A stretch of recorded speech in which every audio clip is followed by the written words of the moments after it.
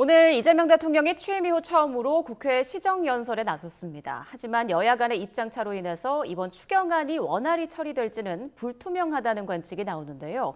관련 내용 포함해서 전국의 주요 이슈들 짚어보겠습니다. 김만흠 전 국회 입법조사처장, 조청래 전 여의도연구원 부원장 두 분과 함께하겠습니다. 안녕하십니까? 네, 안녕하세요. 네. 자, 본격적으로 이야기 나눠보기 전에 이 대통령의 첫 시정연설 모습 영상으로 보고 오겠습니다. 네, 이 대통령이 국회 본회의장으로 들어오는데요. 더불어민주당 의원들과 한 명 한 명 악수를 하면서 천천히 걸어옵니다. 의원들은 박수로 화답하는 모습이죠. 전체 화면으로 좀 보면 민주당 의원들은 계속 좀 박수를 치고 있고요. 국민의힘 의원들은 박수는 안 치지만 일어서서 예의를 지키는 모습입니다. 연단에 오른 이재명 대통령은 국민의힘 의원석을 향해서도 이렇게 꾸벅 인사를 했는데요. 시정연설에선 국회 협조가 필요한 신속한 추경안 심사를 당부했습니다. 인수위원회도 없이 출범한 정부가 시급하게 추가 경정 예산안을 편성한 이유는 우리 경제가 처한 상황이 그만큼 절박하기 때문입니다. 연설이 끝난 뒤 이번에는 국민의힘 의원석 쪽으로 나가면서 악수를 하고 또 짧은 대화를 나누기도 하는데 이 대통령이 들어올 때 민주당 의원들은 박수를 쳤는데 나갈 때 국민의힘 의원들은 상대적으로 꼿꼿한 자세죠. 이 대통령의 대선 후보 시절 매일같이 날선 발언을 내놨던 권성동 전 원내대표와도 손을 잡는데요. 권 의원이 무언가 얘기를 하는가 싶더니 이 대통령이 또 어깨를 툭 치면서 이렇게 웃으면서 자리를 떠나는 모습을 보였습니다. 과연 무슨 말을 했을까요?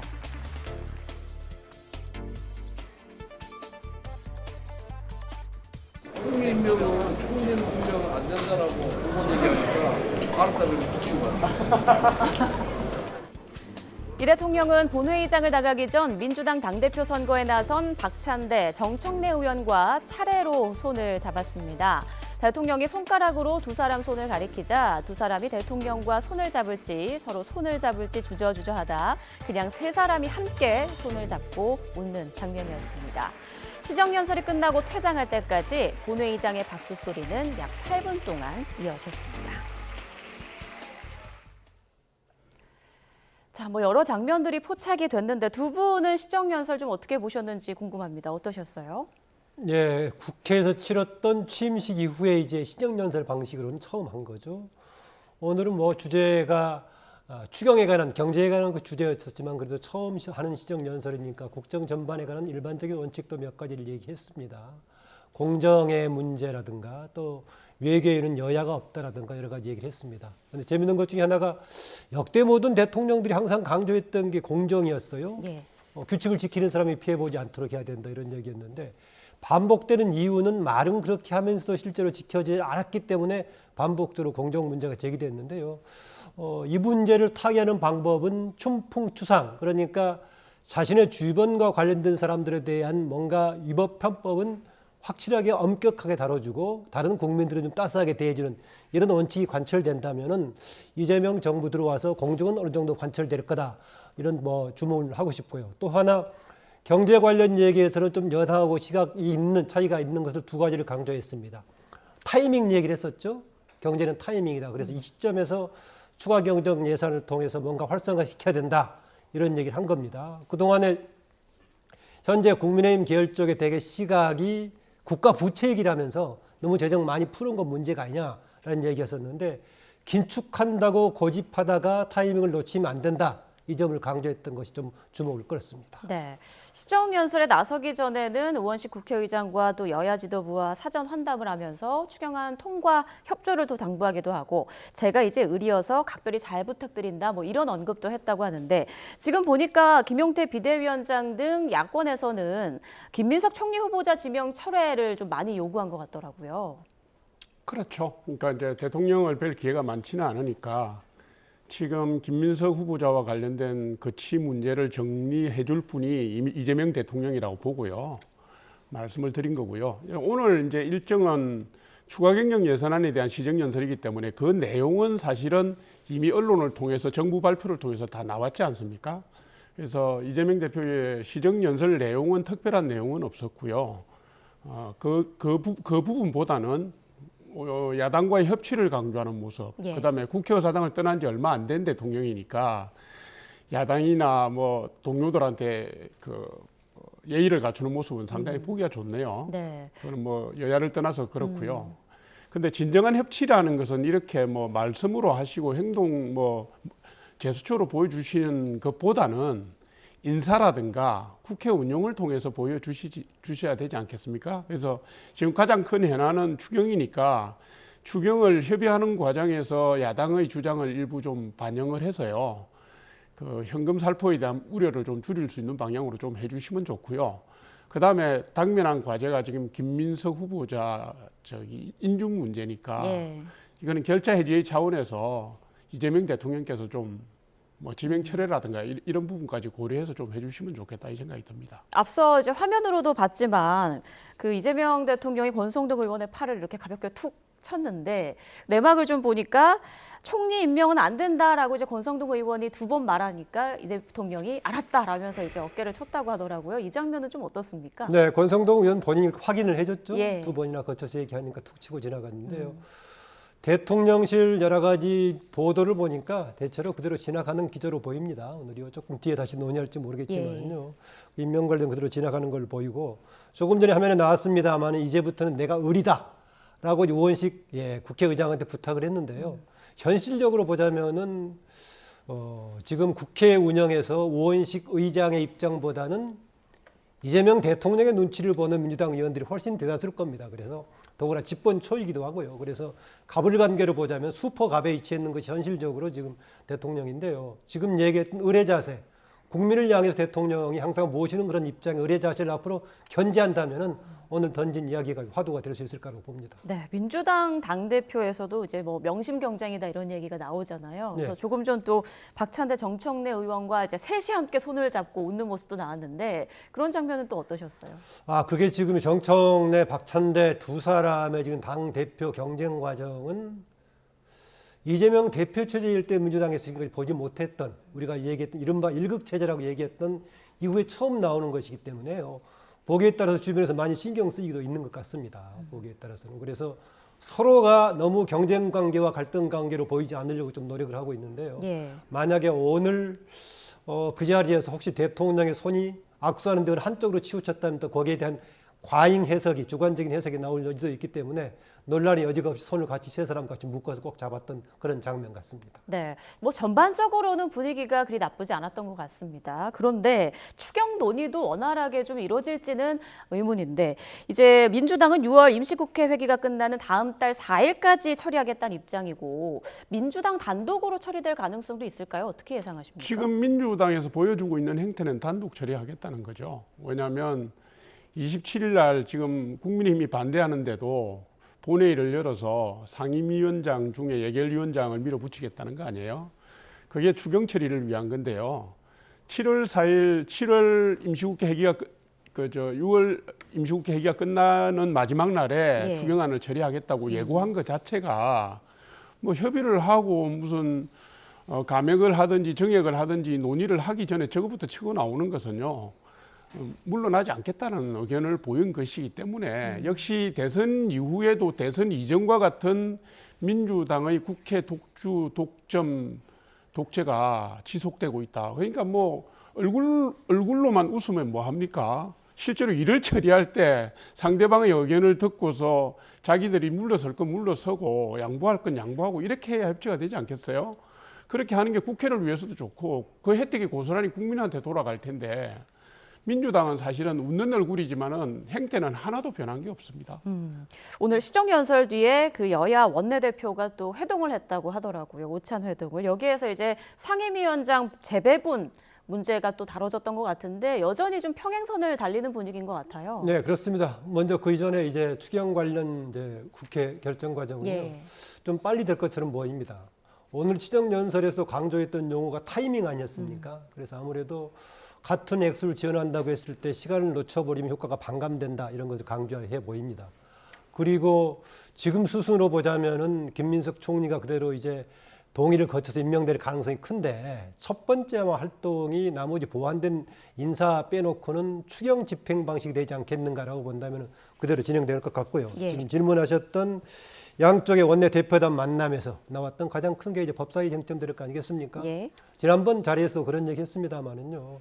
당연히 야당의 입장에서는 국회의장도 지금 여당이 주관하고 있고 여당 출신이 주관하고 있고 의석도 압도적으로 지금 107석밖에 국민은 안 되는 상황이니까 그나마 견제 역할을 하려면은 법사위원장 정도 역할도 필요하다 이런 주장은 할만합니다. 할만한데 현실적으로 봤을 때 지금 새 정부에서는 여러 가지 법안들을 밀어붙일 기세입니다. 더구나 논란의 여지도 좀 낳고 있는 형사소송법 개정이라든가 선거법 문제 등등도 걸려 있어가지고 현재 법사위원장을 그대로 넘겨줄 가능성은 없어 보이는데 예. 그래도 뭔가 같이 가려고 한다면은 어떤 방식이든가 조금 공유하고 나눠지는 이런 방식이 필요할 건데 그 제3의 해법을 어떻게 할 것인지 좀 두고 볼 문제입니다. 그런데 하나만 좀 첨언하자면은요.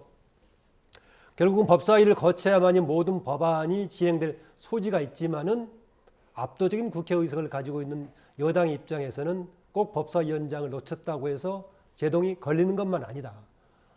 예컨대 다수가 원하는 방향으로 법사위원장이 법사위를 운영하지 않는다고 했을 경우에는 경우에 따라서 간사가 대행하는 데가 주장도 할 수 있을 거고 경우에 따라서는 또 의장이 주관하는 전원위원회 가능성도 있기 때문에 만약에 혹시 야당이 법사위를 막은다고 했을 경우에는 반드시 봉쇄가 되는 것은 아니다. 이런 좀 추가 설명을 드리고 싶습니다. 네, 앞서 조 부원장님께서는 민주당이 지금 겉으로만 웃고 있다. 협치의 자세를 좀 제대로 안 보여주고 있다. 이런 말씀하셨는데 상임위원장 재배분 문제와 관련해서는 좀 어떻게 조율이 이루어져야 한다고 보세요? 지금 상임위원장 중에 공석인 자리가 5개입니다. 그러니까 예결위원장하고요, 법사위원장, 그다음에 기획재정위원장, 문화체육관광위원장, 그다음에 운영위원장이 비어 있어요. 예. 운영위원장이 빈 거는 여야가 바뀌었기 때문에 그렇다고도 볼 수가 있지만 이 중에서 원래 전통적으로 여당이 하던 자리가 운영위원장 정도예요. 예. 그다음에 법제사법위원장하고 예산결산위원장은 야당 몫으로 간 겁니다. 그런데 지금 여야가 바뀌었잖아요. 그런데도 예결위원장 자기들이 가져가겠다고 지금 고집하고 있는 것이고요. 지금 민주당은 무슨 법제사법위원장을 국민의힘이 가져오면 아무 일도 못할 것처럼 얘기를 하는데 지금 민주당이 167석, 범진보 진영을 다 합하면 190석인데요. 패스트트랙을 하더라도 그것도 무효화시킬 수 있는 힘이 있는 게 지금 민주당의 힘입니다. 그러니까 다 핑계를 지금 대는 겁니다. 수십 년간 만들어졌던 바람직한 수기민주주의 제도를 무력화시켜 놓고 1년 더 해야 된다. 2년 단위로 가야 되는데 왜 이걸 깨냐. 약속 지키라. 약속한 적 없습니다. 민주당이 힘으로 뺏어간 거거든요. 뺏어간 거고 힘으로 그 관리를 무효화한 거기 때문에 이번에 이런 모습들이 사실은 이재명 대통령도 그렇고 김병기 원내대표도 그렇고요. 이런 모습을 보이는 게 사실은 국정의 초기를 열어가는데 장애 요인을 스스로가 자초하는 겁니다. 제가 볼 때는 양보할 거는 깨끗하게 양보하고요. 네. 법제사법위원장 예결위원장 양보하고요. 그 다음에 손을 내밀고 웃으면서 협치를 당부하면 급박한 민생에 대해서 국민의힘이 무슨 논리로 거부를 하겠습니까? 저는 이를 풀어가는 순서가 틀렸다고 생각합니다. 네. 그럼 바꿔야 된다. 민주당에서 법사위원장 자리 내줄 가능성 있을까요? 제가 앞서 말씀드렸었지만 현실적으로 조금 쉽지 않아 보입니다. 그나마 조금 서로가 주고받을 여지가 있는 게 예결특위위원장 정도가 되겠는데 예. 지금 조금 전에 조 부원장 지적했다시피 먼저 지금 추경을 처리하려면 그 위원장이 결정되는 과정 등이 있어야 하는 문제이기 때문에 이것도 과제가 있어서 어떻게 좀 할지 단지 위원장 자리 배분뿐만이 아니라 어느 정도의 서로가 양보하는 부분 내용까지도 서로 뭔가 절충과 합의가 이루어진다면은 하나쯤은 줄 수도 있는 조금 전에 나왔던 운영위 같은 경우에 처음으로 지난번에 야당이 운영위원장을 맡았어요. 이제 정권이 바뀌어서 여당이 가져가는 것이지만 역대에서는 대부분 운영위원장 그대로 정부와의 협력이 필요하기 때문에 여당 소속이 맡았는데 특이하게 지난번 맡았다가 됐는 그런 케이스입니다. 그래서 저는 예결위원장과 법사위원장 이것이 당지 위원장 자리뿐만이 아니라 뭔가의 서로 역할과 지금의 그 예산 관련 문제까지 구체적인 내용을 가지고 타협을 하면서 그나마 좀 여지가 생길지 좀 지켜봐야겠습니다. 네. 자, 이번에는 이재명 대통령의 행보를 좀 보겠습니다. 어제 광주를 찾아서 시민들과 타운홀 미팅을 하는 시간을 가졌는데 이 자리에서 군 공항 문제를 국가 차원에서 해결하겠다 이렇게 약속을 하기도 했어요. 어떤 의미의 행보라고 보세요? 일단 당선되시고 난 뒤에 울산부터 가셨잖아요. 예. 울산 AI 센터 때문에 가셨고 지금 이제 광주를 가셨는데 당선 사례 행보라고도 볼 수 있겠고 뭐 대통령께서 현장 가신 건 좋습니다. 예. 대통령께서 이제 현장 중시 행보를 하겠다는 말씀을 취임 때부터도 하셨고 그 전에 대선 과정에도 하셨기 때문에 그 일환으로 하고 계신 것 같고요. 지금 이제 광주 군공항하고 무안의 민간공항을 합하겠다, 통합하겠다는 것은 대선 공약으로 내기도 했고 예. 지금 광주 전남 지역의 가장 최대의 민원 과제이기도 합니다. 근데 무안군이 사실 반대를 하고 있고 무안군에서는 나를 설득시키려면 더 큰 지원을 해라, 더 큰 예산을 달라 뭐 이 얘기인데 그것까지 포함해서 지자체가 나서서 갈등을 해결하는 게 쉽지 않으니 갈등 조정 역할을 중앙정부가 하는 게 좋겠다 그 말씀을 하신 거고요. 예. 저는 그건 일정 부분 일을 풀어나가는 방식에서는 맞는 방식이라고 봅니다. 네. 저는 오히려 좀 다른 얘기를 좀 전해주고 싶은데요. 마치 그 지역 사업 문제를 스스로 뭔가 선제적으로 준비해서 결정해 놓고 난 다음에 마지막 문제로 풀 때 중앙 정부의 역할이 필요할 때 대통령한테 지원 요청하는 그런 방식이 돼야 되는데 이번 광주의 경우에 사전 준비라든가 내부적인 조율이 없이 마치 누구한테 하소연 민원 처리하듯이 했다 해가지고 어제 만남 이후에 지역 내부 여론이 좋지 않습니다. 전남 도지사, 광주시장들이 스스로의 뭔가 주체적인 발전 전략을 가지고 한 다음에 한디가 있을 때 중앙정부에 요청하는 부분을 해야 되는데 막무가내로 하소연하듯이 해가지고 문제를 풀어가려고 하는 방식 해가지고 심지어는 자치단체장들의 지역 발전 전략도 없는 거 아니냐 비판까지 나오고 있어서 이번 계기로 해서 특히 이제 광주와 전남 지자체 책임자들은 좀 한번 각성해야 될 부분이 아닌가 그렇습니다. 더구나 이재명 대통령 관련해서는 이재명 대통령이 어려울 때마다 핵심 지지 기반으로 본인이 힘을 받았던 장소 아니겠습니까? 예. 그랬을 때 이것을 무슨 지역 사업을 막무가내로 하소연한 부분이 아니라 뭔가 스스로 발전 전략과 비전을 가지고 있다가 특정한 고리에 중앙 정부의 협력이 필요하다 이런 방식으로 가야 되는 것인데 대통령의 지지했던 비시했다 해가지고 지역에 왔을 때 마치 민원 하소연하듯이 했던 방식에 대해서는 지역에서 비판적인 지적이 나오고 있다. 이 말씀 좀 하고 싶습니다. 그 관련 보도를 보면 단체장들에게 어제 뭐 결론부터 말해라 이렇게 좀 다그치는 장면도 나오면서 이 부분에 대한 얘기도 좀 있더라고요. 전혀 준비가 안 된 상태고 예. 지역 사업 유치한다고 했을 경우에 과연 단지를 유치한다고 하면 거기에 어떤 사업이 들어올 것인지 또 어떤 조건 속에서 유망 사업들이 올 것인지 전망은 어떨 것인지 이런 준비가 없이 뭐 해달라 이런 방식이 되다 보니까 대통령도 답답하니까 왜 어떻게 해야 되느냐 이 부분을 예. 오히려 역으로 질문했던 그런 케이스입니다. 그래서 자치단체들의 경우에 뭐 이런 부분은 스스로 뭔가 발전 전략을 가지고 한계에 달했을 때 중앙과의 문제를 풀어가는 방식이지 풀어야 부분을 스스로 풀지 않고 중앙의 권력을 빌려가지고 해결하겠다 이런 방식은 접근이 잘못됐다 이 지적을 반복적으로 하고 싶습니다. 이 같은 이재명 대통령의 이제 지역 행보를 두고 내년 6월 지방선거를 염두에 둔 어떤 정치적인 행보가 아니냐 이런 시각도 있습니다. 대통령 선거가 끝나고 나면 그 다음 선거가 지방선거니까요. 그런 얘기가 당연히 나올 텐데 뭐 지금 단계에 대통령의 행보를 두고 그것까지 연결시키는 것은 좀 제가 볼 때는 지나친 해석이라고 봐요. 네.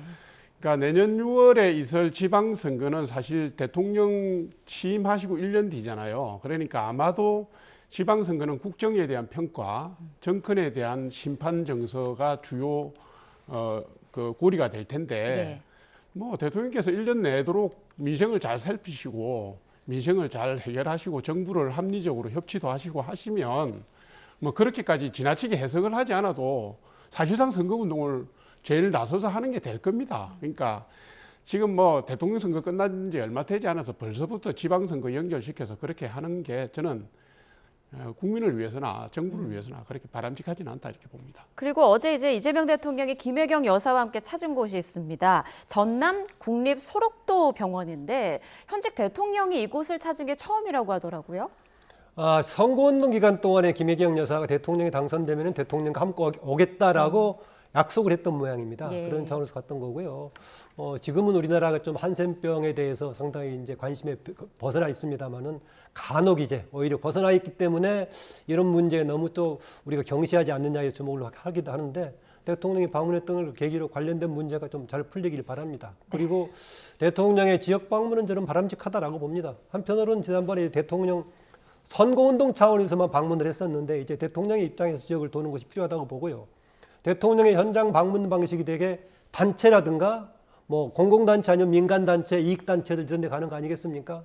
아니면 시장 가는 거고. 그런데 지역 전체를 가는 건 바람직하다라는 거고요. 간혹 이제 이게 다음 혹시 걸려있는 총선, 지방선거, 대통령 선거운동 아니냐라는 것인데 크게는 국정운영 자체가 성공하면은 여당한테 유리한 선거운동이 될 수밖에 없죠. 그런데 바로 선거에 임박했을 때 지역 사업을 공약한다든가 가서 보면 이것이 이제 도움이 안 되고 자칫하면 여당 선거운동이 되니까 지적할 수 있을 것인데 지금 당선 직후 한 3주쯤 되는 국면에서 대통령이 지역 방문을 가지고 지방선거 노리는 선거운동이다라고 하는 것은 너무 편협적인 시각이 아닌가 그렇습니다. 네. 자, 앞서 이야기 나누는 중에 나왔던 주제죠. 김민석 국무총리 후보자 얘기를 좀 해보겠습니다. 인사청문회 이틀째인 어제 여야가 자료 제출 등을 노리고 신경전을 벌이다가 회의는 결국 파행됐는데요. 화면으로 함께 보시죠. 네, 청문회가 진행 중이던 어제 오후 6시 반쯤 국민의힘 청문위원들이 기자회견을 열었습니다. 김 후보자가 채무와 증여세 관련 자료를 제출하기 전에는 청문회를 진행할 수 없다라고 밝혔고요. 이후 저녁 8시 반쯤 넘어서 아직도 김 후보자가 제출하기로 약속한 자료를 받지 못했다며 문자로 공지를 띄웠습니다. 제 자료가 오면 참석하겠다라고 밝힌 거죠. 거의 비슷한 시각 김현 더불어민주당 의원은 SNS에 청문회장에서 찍은 셀카와 함께 이런 글을 올렸습니다. 인사청문회 속개 시간이 20시 30분인데 2시간째 기다리는 중 국민의힘 의원들 돌아오세요라고 말이죠. 이런 줄다리기 상황은 밤 11시를 넘긴 시각에도 이어졌는데요. 박선원 더불어민주당 의원은 SNS에 청문회 마감이 1시간도 안 남았는데 국민의힘 의원들이 오지 않는다며 자료 더 내놔라 타령도 청문회장 안에서 못하는 의원들이 안쓰럽다 이렇게 글을 올렸습니다. 자, 시간은 흘러 자정이 됐고요. 국민의힘에선 결국 국무총리 후보자가 밤 12시까지 약속한 핵심 자료를 제출하지 않았다. 저희는 본관에서 기다리다 귀가한다며 산회를 알렸습니다. 오늘 아침 김민석 후보자는 SNS에 국민 눈높이에 미흡한 것에 대해서 송구하다라는 입장을 밝혔고요. 18년의 야인 생활 동안 하늘과 국민이 가장 두렵고 감사하다며 인준이 된다면 국민과 하늘을 판단의 기둥으로 삼겠다고 말했습니다.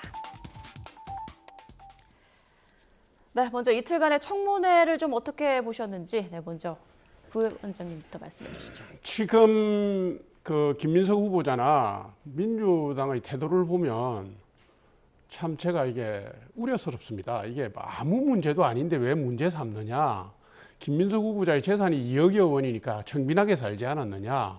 뭐 이런 식의 논리를 계속하면서 이게 일을 계속 키워왔습니다. 처음에 이 문제가 제기되었을 때는 이게 계산이 안 맞는다. 돈이. 그리고 2002년도에 있었던 2억 원 뭐 SK하고 어쨌든 뭐 메시지가 맞지 않고 해가지고 뭐 불법 자금으로 됐던 부분은 성명이 됐어요. 예. 법적 판단도 받았고 그 이후에 있었던 부분에 대해서 계산이 안 맞는다는 부분을 적극적으로 해명했으면 이게 크게 벌어질 문제가 아닙니다. 돈을 어떻게 만들어서 어떻게 하고 금액이 얼마인데 요거는 소명이 안 되는 부분이 있다, 고충이 있다 이렇게 가면 되는데 내겠다, 성명하겠다 그래놓고 아무것도 안 했지 않습니까? 그 다음에 한 게 나중에 나온 게 무슨 부조금 받은 거 하고 출판 기념회 받았는데 그게 뭐 금액이 5, 6억쯤 될, 일반 사람은요 5, 600만 원도 정확하게 기억합니다. 5, 6억쯤 될 텐데 잘 모르겠다 이런 식인 거예요. 제가 이 말씀을 드리는 거는 그렇습니다. 김대중 대통령 때부터 인사청문회 제도가 해서 국무총리 인사청문회가 있었습니다. 예. 그동안에 지명됐다가 사퇴한 분이 한 5분쯤 됩니다. 지명을 철회했거나 사퇴했거나 그분들 항목을 보면요 무슨 부동산 투기 의혹, 자녀의 위장 전입, 그 다음에 정관예우, 그 다음에 거짓 해명도 들어갑니다. 거짓 해명 때문에 낙마한 분도 있습니다. 예. 그런데 이분은요 불법 정치 자금으로 2번이나 실형을 받았고요. 그 다음에 불법 정치 자금이 문제가 돼서 사실 이게 문제가 된다면 공직자윤리법 위반, 정치자금법 위반, 그다음에 조세법 위반 혐의가 있는 후보자입니다. 근데 이게 아무것도 아니라는 식으로 정인들 채택하는 것도 무산시키고 자료도 안 내고 그래놓고 나가서 안 들어온다, 자동사내가 돼서 안타깝다, 국민들한테 미흡한 부분이 있어서 송구하다, 이래가 되겠습니까, 공직자가? 왜 민주당은 이렇게 도덕불감증, 법률불감증에 빠졌는지, 어디서부터 시작됐는지 굉장히 안타까운 현실입니다. 저분들이 지금 대한민국의 국정을 운영해 갈 분들 아닙니까? 이거는 고쳐야 돼요. 김 추장님 의견도 들어볼게요. 청문회를 통해서 추가적인 규명은 없었다. 저도 그렇게 봅니다. 그 이전에 언론을 거쳐서 야당의 주장과 김민석 후보자 입장이 공방이 오고 갔었죠. 대통령실도 마찬가지로 청문회를 지켜보자. 거기에서 본인이 소명하고 증명할 거다라는 거였었는데 특별하게 추가로 구체적인 증명을 해준 건 없었어요. 그러면 증명을 못하는 것만큼 날카롭게 추가적인 공세로서 야당이 이어갔느냐? 그것도 없었습니다. 후보자 입장에서는 똑같은 주장만 반복했습니다. 다른 방식으로 출판 기념했던 데서 나왔던 돈 아니면 부의금 받았던 돈 추가로 나왔던 정도가 처가 쪽에서 2억 도와줬던 이런 정도 나왔던 얘기, 그리고 과거에 본인이 재판 받았을 때 이미 형을 받았던 월 450씩 지원받았던 것에 배추밭 투자했던 이런 얘기 정도만 추가로 주장만 나왔을 뿐이지 예. 다른 뭔가 부인하는 증거라든가 또 옹호하는 증거라든가 추가 증거가 나온 건 없었다. 이제 문제는 어디로 가 있느냐. 그런 상황 판단을 두고 과연 국민들이 총리로서 어떻게 판단할 것인가 판단만 남아있을 뿐이지 청문회를 통해서 추가로 규명된 것은 없다. 그런 겁니다. 예컨대 이재명 대통령이 여러 가지 논란이 있는데 청문회에서 소명될 것이다. 한번 지켜보자라고 했었는데 청문회 과정에서 추가로 소명되거나 그런 건 없었다. 다만 이 상황을 어떻게 상식적으로 판단할 것인가 이 부분만 남아있다고 봅니다. 네, 그러면 지난 이틀간의 청문회를 정치권에선 좀 어떻게 보고 있는지 관련 목소리 듣고 오겠습니다. 만약에 인천 보고서가 채택되지 않는다고 하면 합의가 어려우면 그 더불어민주당은 인준에 대한 흡을 수순으로 갈 수밖에 없다. 29일이 지나면 저희가 그 직권으로 본회의에 상정할 수 있거든요. 그래서 이 처리는 아마도 6월 30일 또는 7월 3, 4일 정도. 끝까지 비협조와 비급한 변명으로 일관한 총리 후보자를 상대로 우리 인사청문특위 위원님들 고군분투해 주셨습니다. 김민석 총리 후보자 지명을 처리하지 않는다면 국민들께서 그 진정성을 믿어주지 않을 것입니다. 네, 이제 곧 여야가 청문보고서 채택을 논의할 텐데 합의에는 좀 이르기가 힘들 것 같다 이런 생각이 드네요. 아무 자료도 안 내놓고 국회의원들이 무슨 탐정도 아니고 형사도 아니고 검사도 아니고요. 아무 자료도 안 내놓고 뭐 해명할 거 없다, 소명되었다 이런 식으로 나오는 게 지금 민주당 태도 아닙니까? 그러면서 지금 얘기하는 게 청문 경과 시한인 29일 지나면은 본회의 직권 상정할 수 있다. 7월 4일 날 하겠다는 얘기 아닙니까? 네. 그건 내지 말라는 얘기죠. 국민의힘이 문제 제기하는 데 대해서 일말의 협상이나 들을 자세가 안 돼 있다는 얘기를 공개적으로 하는 것이기 때문에요. 역시 167석으로 밀어붙이겠다는 거죠. 그러니까 재적 과반 출석에 출석 과반 찬성이면 통과되니까 아무 문제 없다. 아주 오만한 태도를 보이고 있는 겁니다. 네, 여당 단독 의결에 나설 가능성이 지금 높게 전망되는 상황인데 이렇다면 여론은 좀 어떻게 될 거라고 보십니까? 이미 몇 개 조사가 나온 것도 있는데요. 워낙 지금 국민 여론이 정파적으로 돼 있습니다. 김민석 후보자 자체에 대한 평가도 있지만은 현재 여권을 지지하느냐 야당을 지지하느냐 이 판에 따라서 여론이 정치화되어 있기 때문에 예. 좀 그렇습니다. 그 점에서는요. 앞서 나왔던 상임위 배분도 마찬가지입니다만은요. 현재 107석밖에 안 되는 국민의힘이 힘을 키우려면은 국민 신뢰를 받는 수밖에 없습니다. 이미 지금 107석이 가진 의석은 앞으로 임기가 3년이나 남아있기 때문에 이 의석은 바꿀 수 없는 거고요. 그나마 본인들의 목소리를 키울 수 있으려면은 국민의 다른 부분에 신뢰를 받아가지고 지지도를 높이는 건데 의석 정도 수준밖에 안 됩니다. 지금 국민의힘에 대한 지지율이. 그래서 이게 좀 과제로 남아있다고 보고요. 앞서 제가 법사위원장 맡았을 때 모든 것을 야당이 가져간다고 했을 때 봉쇄하는 것은 아니다라고 했었는데 지금 예를 들 수 있는 것이 이번 인사청문 특위도 이종배 의원이 국민의힘 소속 의원이 맡았단 말이죠. 예. 그래도 수로 압도적으로 상임위든 아니면은 특이든 아니면 국회 본회의 의석이든 간에 지금 여당이 압도적인 의석을 가지고 있기 때문에 수대로 따라갈 수밖에 없다. 그래서 뭐 임명하는 순서도 그대로 진행될 걸로 봅니다. 형식상으로는 우원식 의장이 한 번 정도 정문 보고 사비에서 가져오라라고 하면 촉구 한 번 정도는 할 것 같습니다. 그리고 나서 기한을 해서 가지 않으면 바로 진행될 가능성이 있다. 저는 그렇게 봅니다. 네. 우상호 정무수석이 여기저기 좀 움직이고 있는데 오늘 저녁에는 초일회와 만찬 회동을 하는 걸로 알려져 있어요. 초일회가 어떤 모임이죠? 초일회가 지난번 총선에서 비명 행사당한 비명계들입니다. 공천에서 컷오프 됐던 분들이 중심인데 한 15분 정도로 돼 있어요. 조금 이례적이긴 합니다. 집권하자마자 그분들하고 정무수석이 만나는 게 뭐 어떻게 보면 정치적으로 해석해 보면 잘하는 행보인 것 같기도 합니다. 반대파를 걸어앉는다라는 뜻인데요. 예. 우상호 정무수석도 사실은 찐 친명이라고 볼 수는 없는 분이거든요. 약간 중립적인 성향이어서 그분의 정치 칼라와 또 기존의 국회의원을 할 때의 교분 관계나 이런 게 작용을 해서 자연스럽게 그렇게 가는 것 같은데요. 민주당이 당내 반대파를 끌어안는 그런 포용력으로 국민의힘을 좀 포용을 해주면 좋겠네요. 네, 그런 바람까지 해주셨습니다.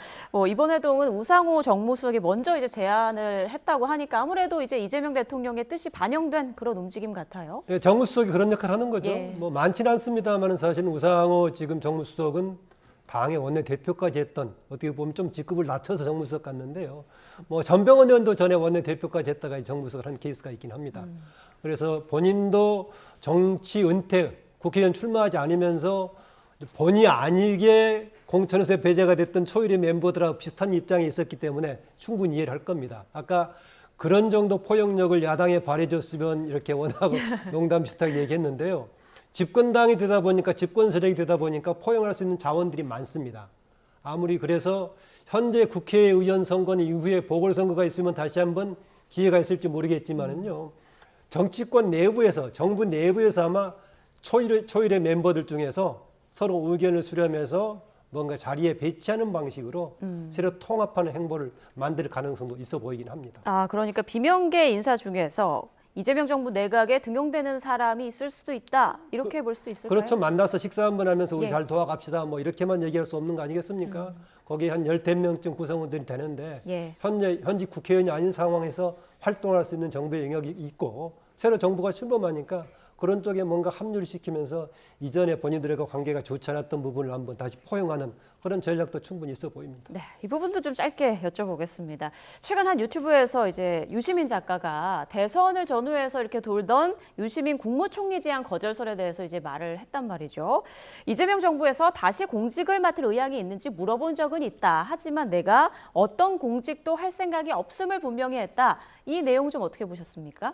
몸값 올리기죠. 전형적인 그 내용을 자세히 보면요. 누구한테 제안을 받았느냐는 부분에서 예. 제가 볼 때 책임 있는 인사라고 볼 근거는 없었어요. 대통령도 아니고 대통령실도 아니고 당 지도부도 아니었으니까요. 하여튼 뭐 그쪽에 연결된 사람이 나한테 의향을 물어봐서 나는 뜻이 없다고 했다. 그걸 왜 굳이 유튜브에서 밝히셨는지 예. 그 정도로 밝힐 정도의 공식적 제안의 성격의 무게가 있는 건 아닌 걸로 보여지고요. 또 한 가지는 설란영 여사, 대선 때 설란영 여사 언급으로 곤욕을 치렀다고 하면서 내가 정치평론을 그만둬야 되지 않느냐는 생각을 했다는 얘기를 유튜브에 나와서 했습니다. 그만둔 게 아니고요. 그만둬야 되지 않느냐는 생각을 유튜브에서 나와서 그런 생각을 했다는 얘기를 했거든요. 예. 그러니까 저는 이게 혹평을 하지 않을 수 없습니다. 이게 전형적인 몸값 올리기고요. 입으로 하는 정치를 지금 하고 계신 겁니다. 내가 국회의원이나 공직을 안 가더라도 그 정도 영향력을 유지하고 행사할 수 있다는 걸 보여주려고 하는 듯이 제가 볼 때는 매우 부적절한 발언들을 계속 이어가고 계시다. 이 말씀 드립니다. 그게 이런 점도 있습니다. 한편으로는 현재 여권의 정치 여론 생태계를 보여주는 것이기도 합니다. 여권의 정치 여론들이 지금 얘기했던 것이 매불쇼인가 하는 유튜브 아니었습니까? 거기서 얘기하고 아니면은 김어준 씨 관련 얘기하고 해서 그 내부에서 했던 얘기가 마치 공론화된 것처럼 얘기했던. 그래서 앞으로 특히 여권의 정치 여론이 뭔가 야당하고 싸우고 집권하려고 했을 때는 그것을 강화시키는 것이 필요했는데 국민 전체를 대표하는 구조로 갔을 때도 그런 식의 정치 여론의 생태를 유지하는 것이 필요할지 이 부분은 좀 생각해 볼 부분입니다. 이재명 대통령이 기존의 전통적인 매체들만 그대로 있었다면 보는 먼지가 되어버렸을 거다라고 얘기했단 말이죠. SNS 덕분에 본인이 살아났다. 여권을 지지했던 그런 언론 생태계를 얘기했던 겁니다. 그런데 이게 당시에는 그랬지만은 만약에 국민을 대표하는 집권 세력이 됐을 때도 그런 언론 생태계에 의존한다면은 자칫 국민 일반하고 멀어질 소지가 있기 때문에 그렇습니다. 그래서 지금 유시민 작가 하는 얘기도 그동안 스스로 주도하고 만들어왔던 그런 정보 세계에서의 뭔가 알려진 얘기다. 그 부분을 지적하고 싶습니다. 네.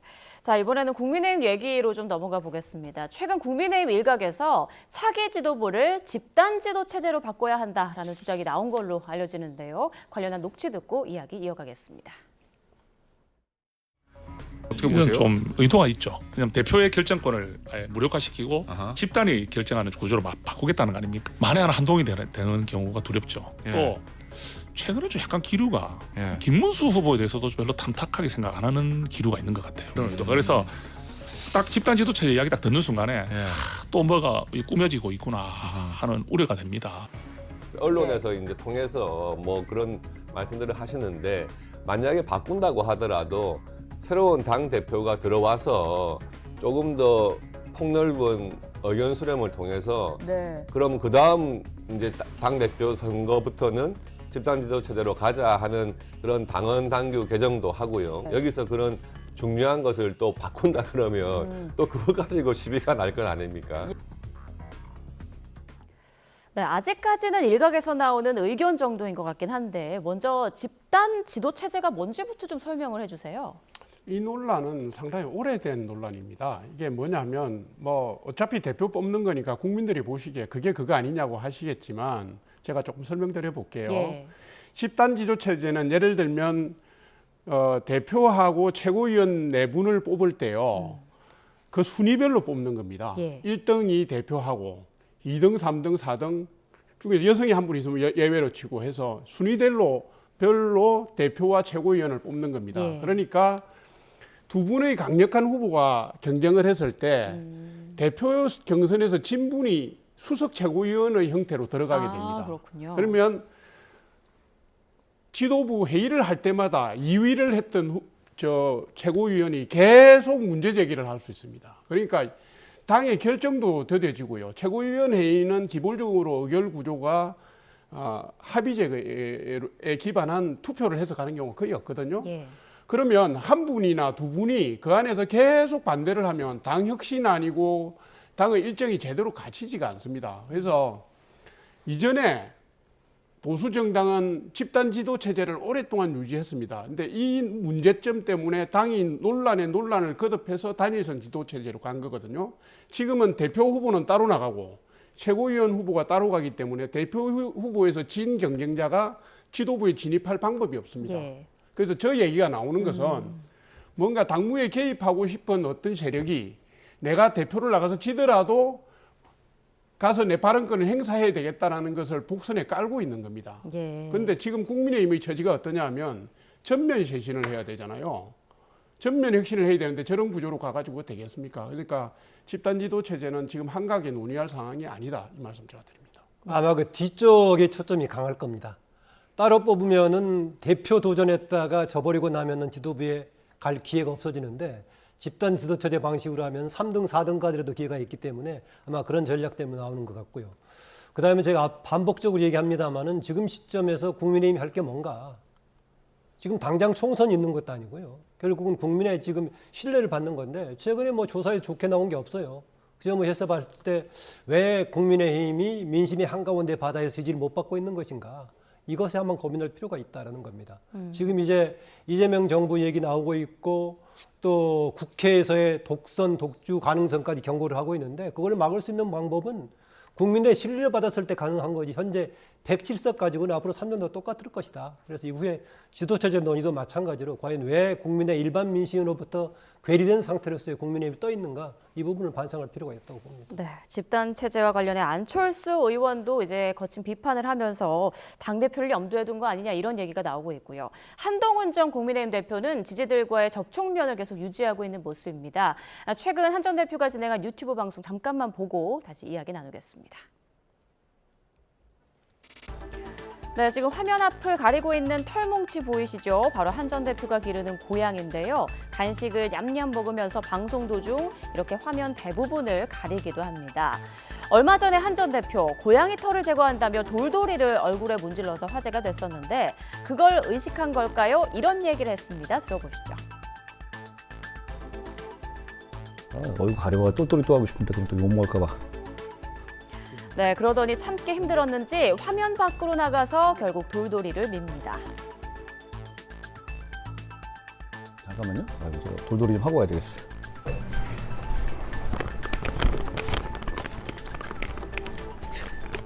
예, 훨씬 편해졌습니다. 네, 한 전 대표의 당권 도전 여부에 대해서 관심이 계속 이어지고 있는데 어떻게 전망하시는지요? 네, 먼저 부원장님께 여쭤볼게요. 지금 아마 6월 말 지나고 나면 전당대 일정이 결정이 될 겁니다. 네. 제가 보면 대략 한 달 반 정도의 준비 기간이 필요하다고 보면 8월 중순쯤이면 전당대회가 될 거고요. 6월 초순이 지나면서 전당대회 국면으로 급격하게 넘어갈 겁니다. 아마도 혁신을 화두로 한 경쟁이 진행이 될 것 같은데 그 사이에 막간을 두고 한동훈 전 대표께서 상당히 부드러운 이미지의 유튜브를 활용을 하고 계시네요. 뭐 보기 나쁘지는 않습니다, 그죠? 근데 이제 전운이 감돌고 있는 거죠. 제가 볼 때는 속으로는 아마 혁신안을 다듬기에 바쁘실 겁니다. 이게 지금 당의 처지가 굉장히 급박하기 때문에 전당대 일정이 발표되고 나면 지도자들의 개인 의중도 중요하지만은 당의 핵심 당원들이나 당을 사랑하는 분들이 아마 후보들을 불러낼 겁니다. 그래서 지금 뭐 출마하는 게 부담이 되니 안 되니 하는 정치공학적 계산을 가지고 여기저기서 의견들이 나오고 있는데요. 지난 대선 경선 때 주요 후보들이 저는 다시 나올 거라고 봅니다. 그래서 예를 들면 김문수 전 후보하고 그다음에 한동훈 후보하고 리턴 매치가 충분히 성사될 수 있다고 저는 그렇게 봅니다. 네, 알겠습니다. 여야 당 상황까지 좀 짚어봤습니다. 지금까지 김만흠 전 국회 입법조사처장, 조청래 전 여의도연구원 부원장 두 분과 함께했습니다. 고맙습니다.